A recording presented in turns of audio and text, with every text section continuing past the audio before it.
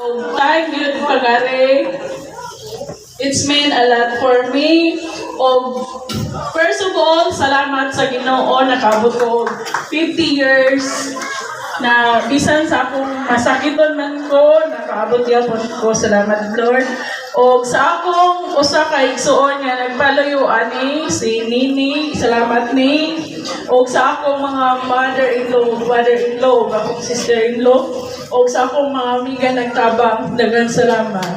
Sa akong mga kaparintihan, di na lang ko tagsa-tagsaon, daghang salamat sa inyong tanan, sa inyong presensya Pagare. It counts a lot for me. Thank you so much. Ito po ko eh. Ako special ako. Special song. Wala ko. Pero, Mom, you deserve to have this kind of celebration. No? Deserve. Actually, aside sa swerte si Ma'am, swerte ang bana o swerte ang anak. Why? It is because dili tanan anak naapay nanay nga nag-celebrate of birthday. No?